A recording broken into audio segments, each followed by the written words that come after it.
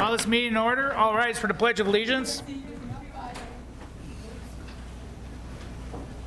I pledge allegiance to the flag of the United States of America and to the republic for which it stands, one nation, under God, indivisible, with liberty and justice for all.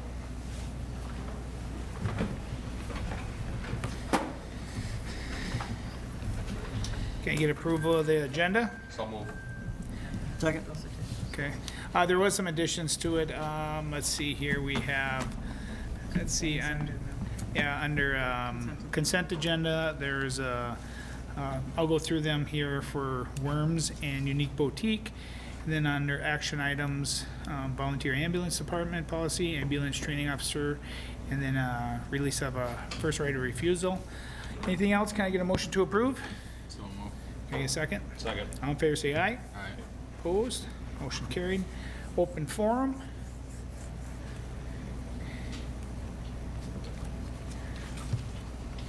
Okay, we'll get to the consent agenda. Approval of the bills, minutes, approval of the bills purchase orders, approval of the investments. And then I have two other things here. I just want to congratulate two local businesses. One would be Worms Lumber and Ready Mix. This year marks their 101st years of being in business, a milestone that is unprecedented nowadays in our area. So I just want to say good thanks to the whole family, the Worms family, and happy another 101 years, and also Unique Boutique. Pat and Jeff have just celebrated a 46th anniversary, a business that's been on Main Street my whole life. Two buildings, one was in the Creamery and then at their present location. And it's nice to see that they're here and helping our community survive. So I just want to thank those businesses and congratulate them. So can I get a motion to approve the consent agenda? So move. Can I get a second? Second. All in favor, say aye. Aye. Opposed? Motion is carried. We're on to reports. Police Department monthly report. Officer Nicky will be here. Thanks for being here, Sergeant.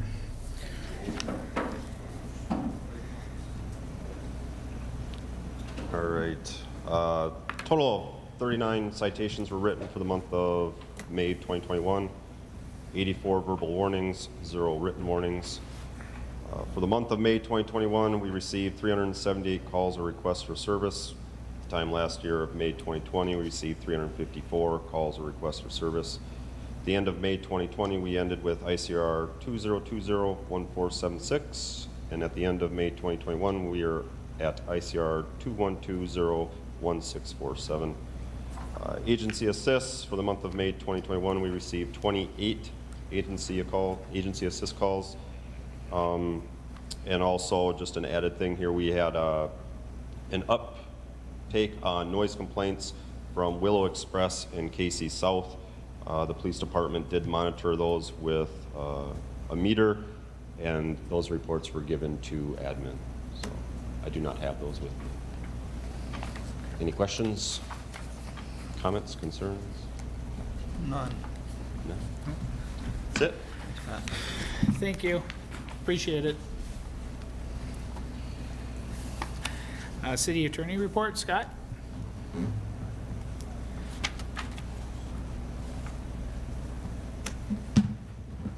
Yeah, my report, it's a shorter report this month. I don't have an update on the Bonner action. As I mentioned at the May meeting, it's with Judge Hennessy. She will be issuing a decision on the summary judgment motion, but I have no timeline as to when we'll get that. As a side note, I mentioned here in my report,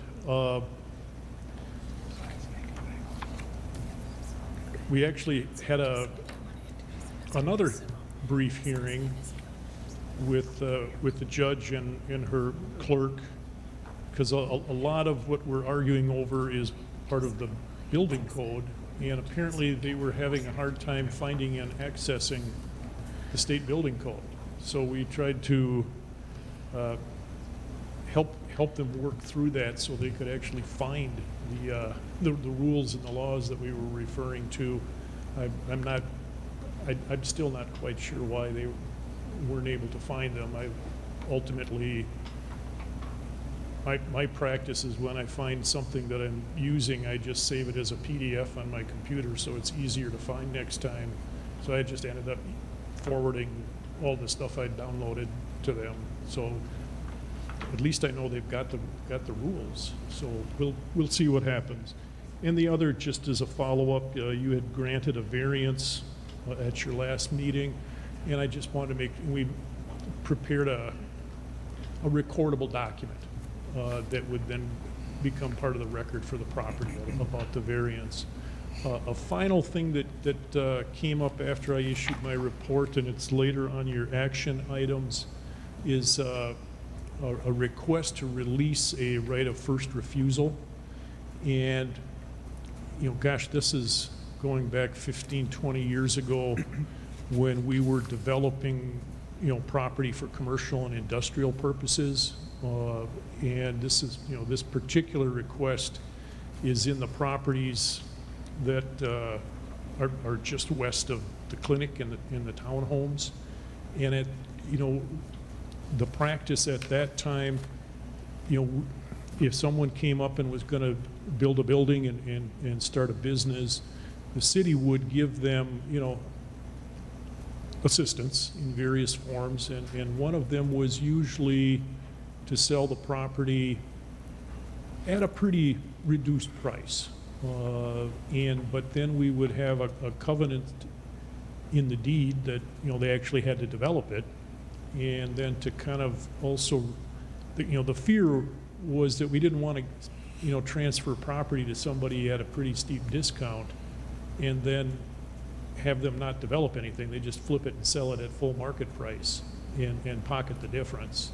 So to avoid that, you know, in addition to the deed covenant requiring them to build, we would take this right of first refusal, so that if they had an offer to sell it, they'd have to present that to the city first. And the idea was, it made it more difficult to sell with that out there.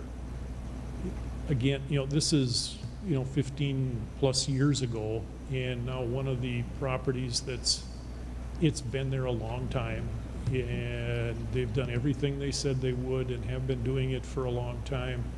They do have an offer to sell their building, and this right of first refusal popped up.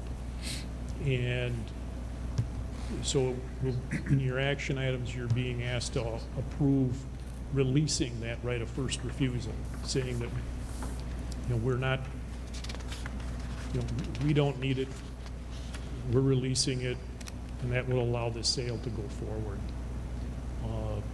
So that's why that's there, and that's in your action items. We'll be asking you to approve that. That's what I've got for the report. If you've got any questions or concerns, I'd be happy to try to answer it. If not, I'll sit down. Great. Thanks, Scott.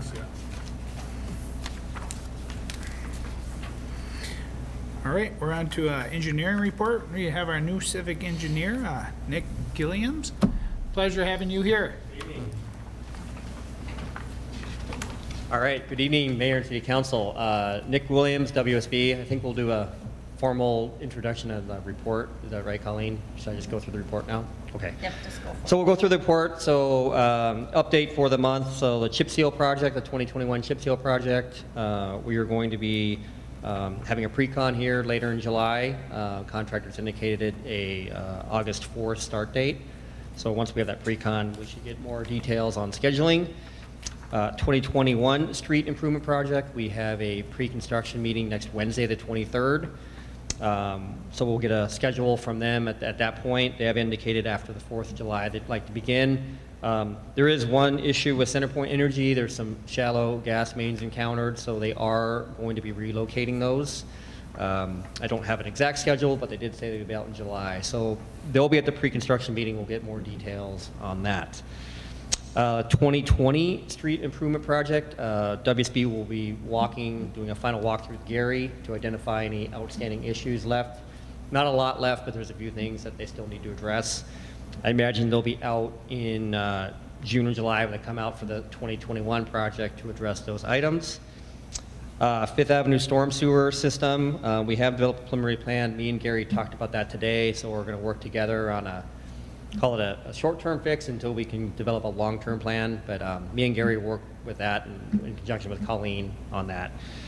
And then the RDB project, we had the open house tonight. We are working towards our 90% plans and still working through all the permitting, but we're on track and hopefully we can get the funding and get out to bid here in the fall. With that, I'd be happy to answer any questions you may have.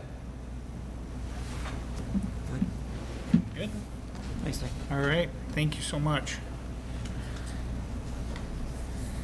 City Administrator report, but before you start, I just want to congratulate you on your 2-year anniversary today. Thank you. Thank you very much. Yeah, hopefully you guys will keep me around a little longer. The first thing I wanted to mention is our electric department did finish up their work at the wastewater treatment facility, and Magni has started to not only have they started to bring equipment to the site and some of their mobilization, they've actually started constructing the temporary road that they're going to be using. So that is being done. The North Water Tower continues. They continue work on the North Water Tower. I actually have heard some complaints from the neighbors.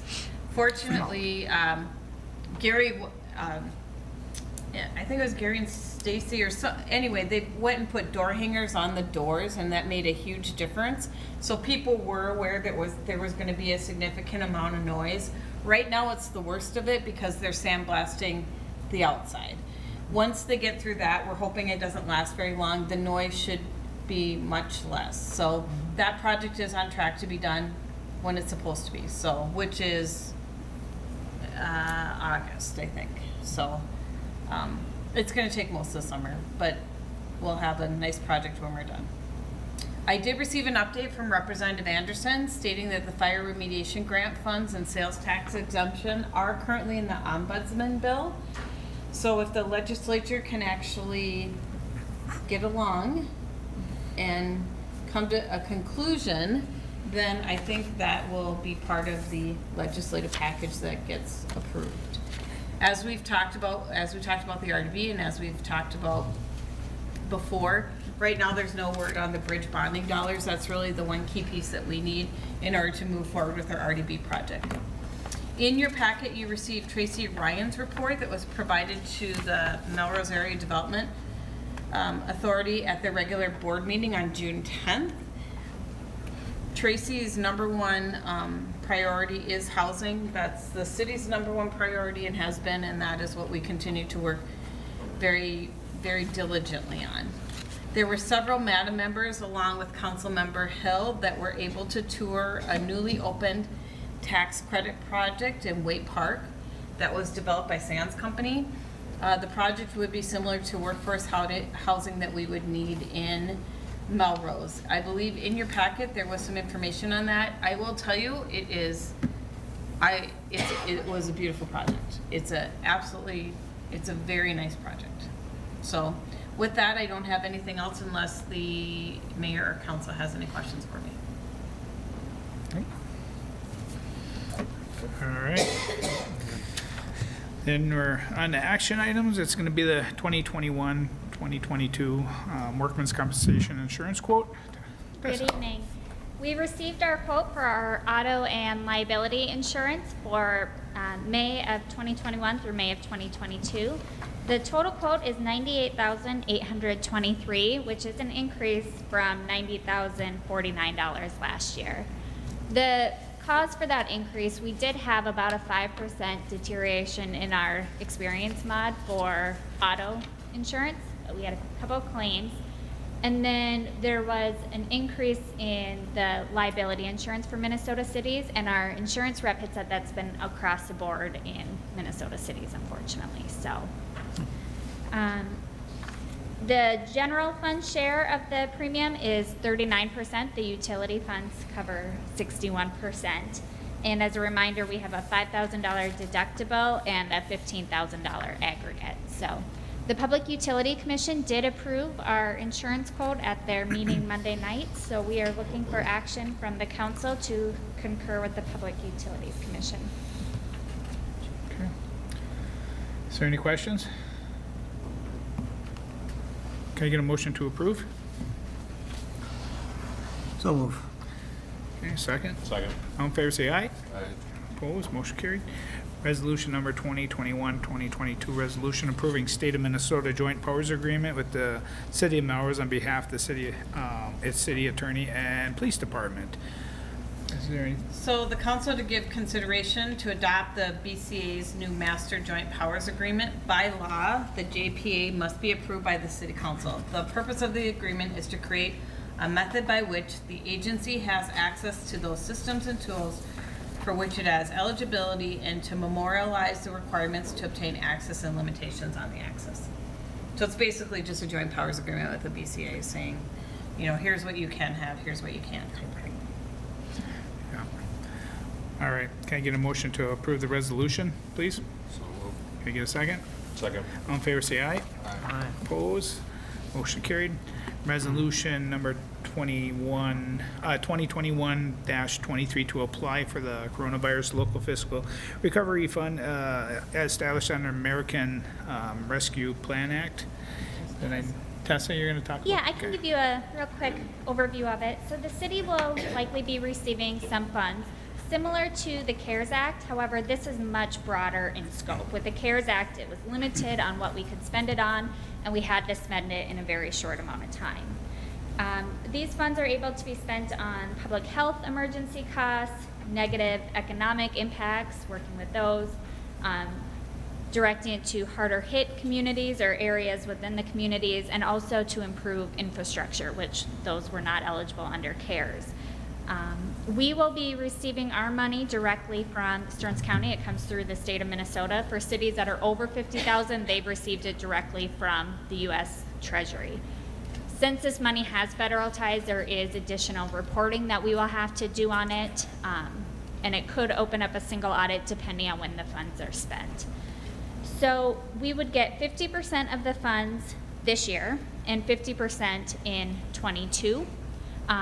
Likely in the next month or so. I do not know yet how much we would receive because they have to do an allocation. So cities have to apply to get it, and then depending on how many cities apply, they allocate it out. So if a number of cities choose not to, or that they don't have anything to spend the funds on, they don't want to do the reporting, then that would open up for potentially more for us.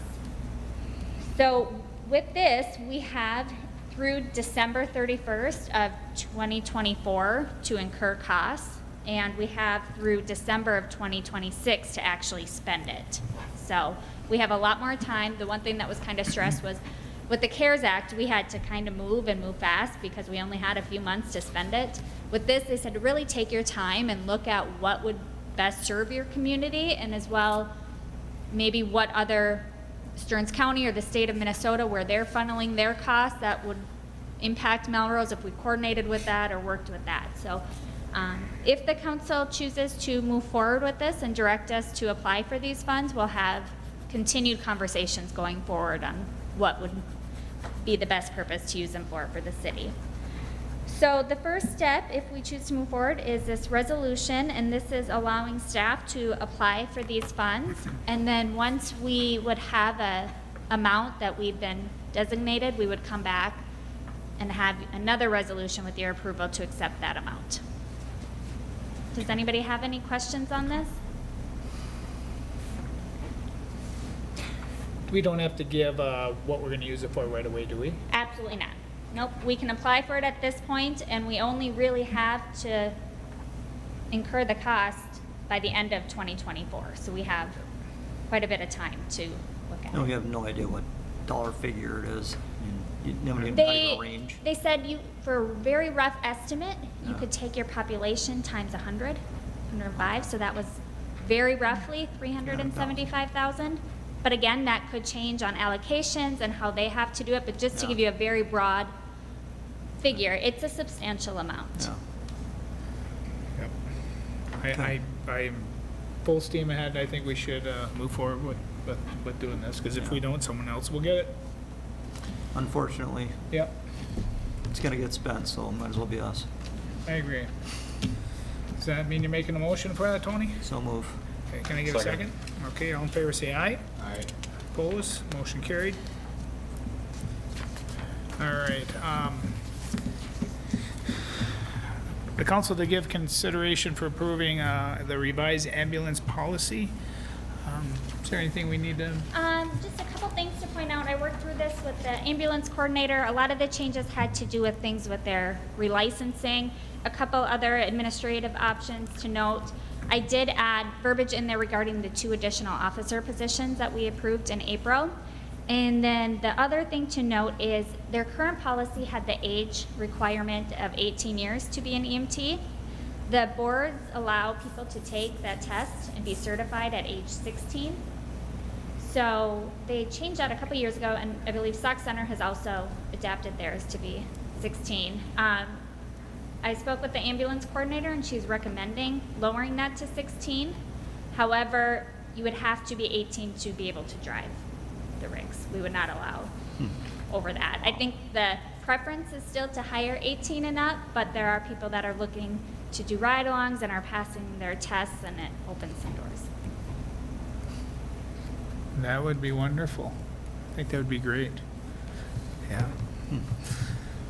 I'll make a motion. Okay, can I get a second? Okay, for a second, all in favor, say aye. Aye. Opposed, motion carried. Ambulance training officer and secretary positions. We had 2 people that applied. The council give consideration for approving Santina Lovelace for training officer. Can I get a motion to approve that? So moved. Second. All in favor, say aye. Aye. Opposed, motion carried. And then the second is approving Tessa Goyle for ambulance secretary. Can I get a motion to approve? So moved. Second. All in favor, say aye. Aye. Opposed, motion carried. All right, then City Attorney Scott Demick will provide the information on the release of right of first refusal. This is the approval that I described in my legal report. And so we would be looking for a motion to approve releasing the right of first approval and authorizing the mayor and city clerk to sign the release. Sorry, I don't mean to be blunt, but I have no idea where this is or what it's in regards to, so. The Welco property, The what's that? the Welco property building where Trims Direct, Welco Properties Right owns next the to building. Melrose Electric. Trims Direct and Heartland Security Okay.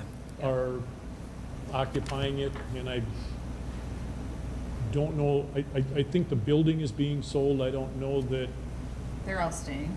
yeah, I think the tenants Oh, yeah. are staying. It just, Yeah. the building's owner has a chance to sell and would like to do that. Yeah. I can't see, now that I know, I can't see any reason we would need that property, so.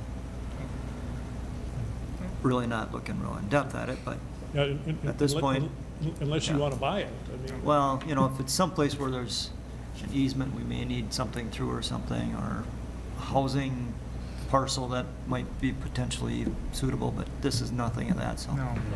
Yeah, this is all, Yeah. I think, the properties in this area that were assembled for development are all fully development.